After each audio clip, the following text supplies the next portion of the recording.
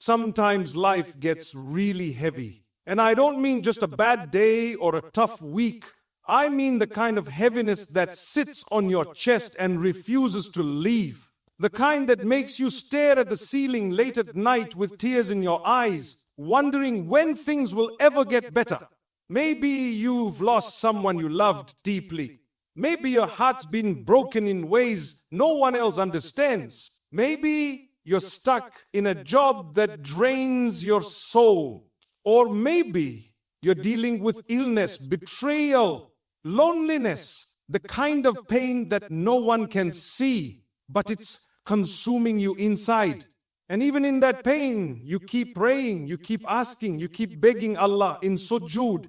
Ya Allah, please make it stop. But the storm doesn't stop. The pain doesn't go away. And a part of you starts wondering, is Allah listening? My dear brother, my dear sister, have you ever cried in your sajda, thinking, Yalla Allah, I'm at my breaking point? Have you ever looked up at the sky and said, why me? Why this? Have you ever reached a point where you felt like you were being tested more than you could bear? If yes, you're not alone. The Ummah carries so much silent pain. So many hearts are bleeding behind smiling faces. And sadly, we don't talk about it enough. We don't talk about the internal battle, the spiritual exhaustion, the emotional loneliness that so many believers are quietly fighting. But I want you to know something very important today. And please, let these words settle deep in your heart. Positivity in Islam doesn't mean pretending the pain isn't real. It doesn't mean plastering on a smile while you're breaking inside. It doesn't mean suppressing your tears or hiding your fears. True positivity is about knowing that even in the middle of your pain, Allah is with you. That even when the world feels empty, your Rabb has never left you. That even when the answers haven't come yet, His wisdom is at work. Allah says in the Qur'an, Allah does not burden a soul beyond what it can bear. This is not just a verse to recite. It's a promise, a divine assurance. If you're going through something difficult right now, it's not because you're weak. It's not because Allah wants to punish you. It's because He knows you can carry it with His help, with His guidance. But that doesn't mean it's easy, I know. Sometimes you make dua and it feels like nothing's changing. Sometimes you feel like the more you try to get closer to Allah, the more things fall apart. And shaitan whispers, see, your prayers don't matter. But don't believe that voice. Don't let the pain lie to you. Because the truth is, sometimes the delay is part of the mercy. Sometimes the unanswered dua is the beginning of something greater. Sometimes Allah withholds to protect you, or to prepare you, or to elevate you. And sometimes the pain itself is the answer. The trial is not punishment, it's purification. You see, in this world, we weren't promised a life without tests. The prophets themselves, the most beloved people to Allah, they were tested more than anyone. They cried, they struggled, they felt sorrow. But what kept them going? Tawakkul, sabr, unshakable faith that no matter how dark it gets, Allah's light will come. So if your heart feels heavy today, if your duas feel unanswered, if you're questioning your worth or your strength or your future, please remember this. You are not broken. You are being rebuilt. You are not abandoned. You are being prepared. And you are not alone. Your Rabb is closer to you than your jugular vein. Stay patient. Stay soft. Keep turning to Him. Keep whispering in the night. Even if your voice trembles, keep walking even if it's slow, because something beautiful is coming, inshallah. And one day you'll look back at this hardship and you'll realize it wasn't a detour. It was the path. May Allah grant you strength, light, and a heart that always trusts in His plan. Ameen. There is a story in our deen, so powerful, so humbling, so full of mercy that every heart going through hardship needs to hear it. It's the story of one of the greatest examples of sabr, Prophet Ayub. Ayub was not just tested, he was shaken. He didn't just lose a job or a friend, he lost everything. His wealth disappeared. His health deteriorated until he couldn't even move without pain. His body was covered in sores, his flesh wasting away, and one by one his children passed away. Most people abandoned him, even his community distanced themselves out of fear. But one person stayed, his wife. And subhanallah, how she cared for him, loved him, remained loyal to him, even when he had nothing. That's a lesson in itself.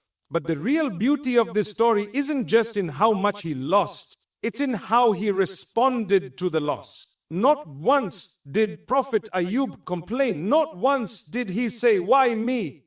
He never lost his trust in Allah. He never lost his gratitude. Yes, he cried. Yes, he felt pain. But he knew his Rabb. And he knew that his Rabb hadn't abandoned him. Years passed. Not days, not weeks, years. And then, after enduring every kind of hardship, he made a simple, gentle, and deeply powerful dua. Indeed, adversity has touched me, and you are the most merciful of those who show mercy. Look at the beauty in his words. He didn't even ask for healing directly. He didn't say, "Ya Allah, remove this from me." He just stated the truth. "I'm in pain." And he paid it with hope. You are the most merciful. That's the essence of positivity in Islam. Not ignoring the pain, but believing that Allah's mercy is always greater than the pain. And how did Allah respond? So we responded to him and removed the adversity, and we restored his family to him and the like thereof with them, as mercy from us and a reminder for the worshippers. Not only did Allah heal him, He restored everything he lost. And not just restored, Allah doubled it. His wealth returned, his health returned, his children were given back. Some scholars say either through resurrection or through new children. Either way, he was gifted in abundance. This story is not just about patience. It's about how Allah responds to that patience. It's about what happens when you stay loyal to your Lord even when life gets unbearable. You see, most people love Allah when things are going well.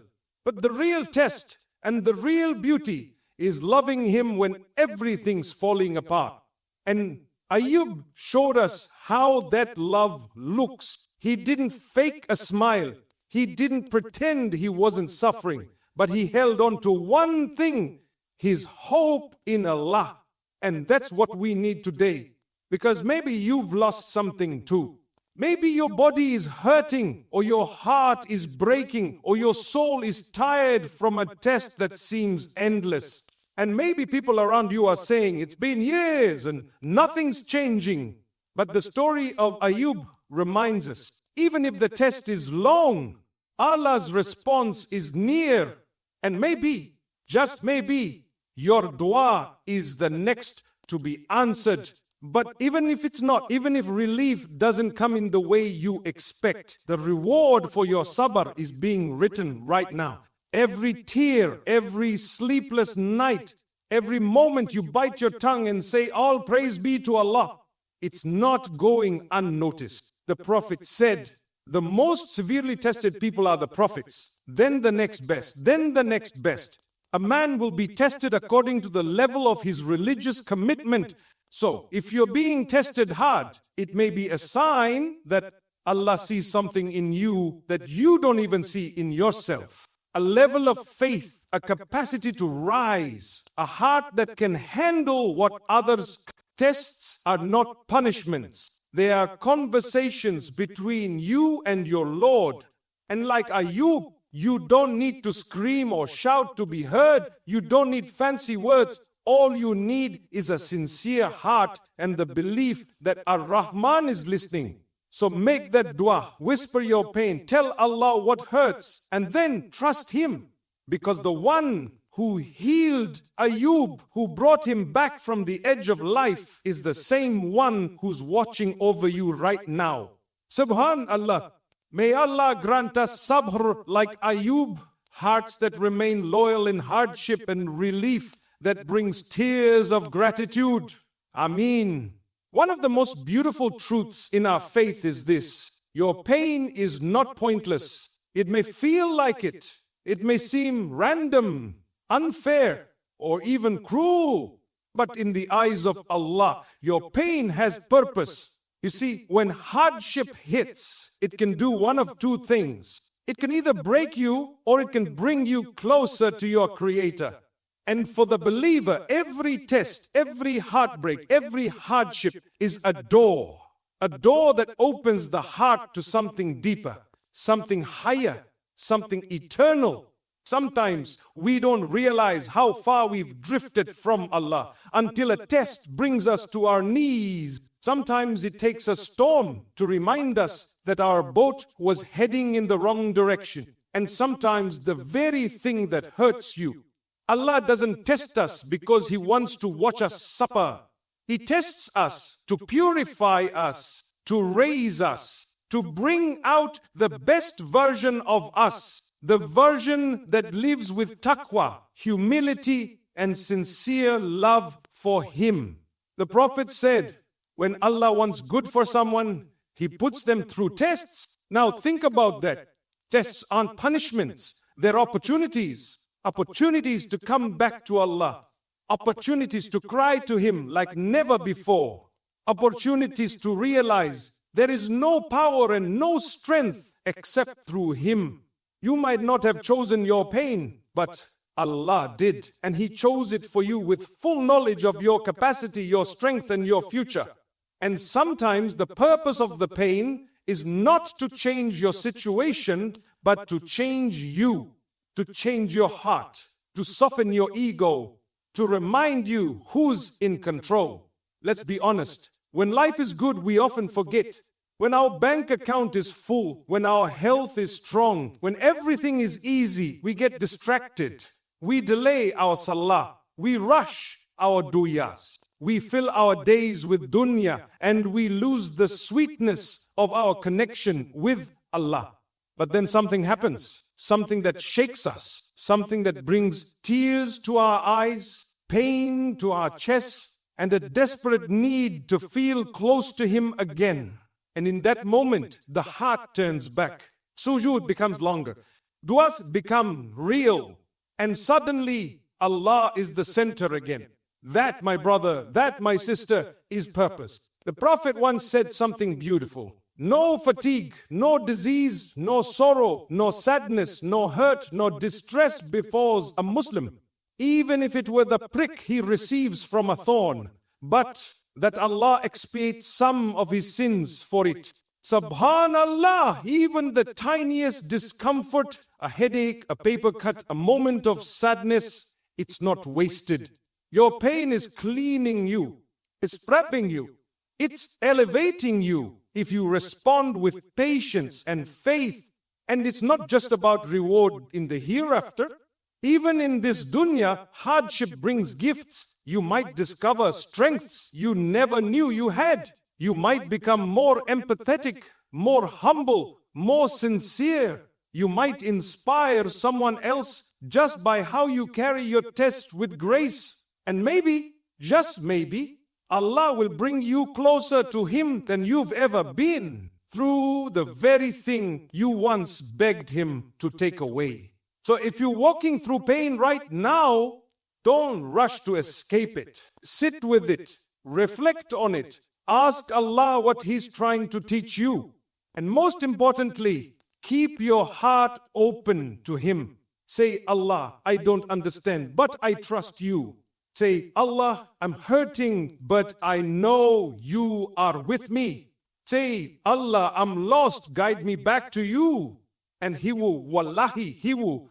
Because the one who put this mountain in your path is the same one who can move it with a single word, be. And it is. He is Al-Latif, He is Ar-Rahim, the most merciful.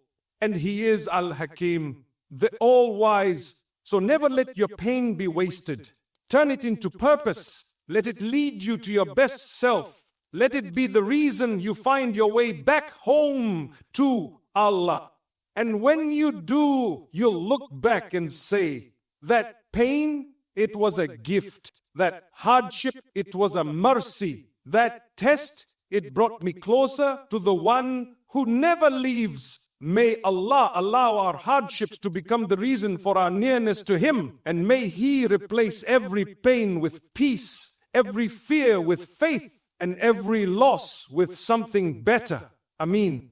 When life gets difficult, it's easy to fall into a spiral of negativity. Thoughts start racing. Nothing's going to change. Allah doesn't care about me. I'm not strong enough to get through this. But Islam teaches us something beautiful, something that can completely transform the way we respond to hardship. Your thoughts matter. What you believe about Allah shapes your entire life. The Prophet said, Allah says, I am as my servant thinks of me. That means, if you expect good from Allah, you will find it. If you trust that He's taking care of you, you will see His mercy unfold. And if you hold on to hope even when things are falling apart, you are already winning. This isn't blind optimism, it's husna zan, having a good opinion of Allah. It's a mindset that says, even though I'm in pain,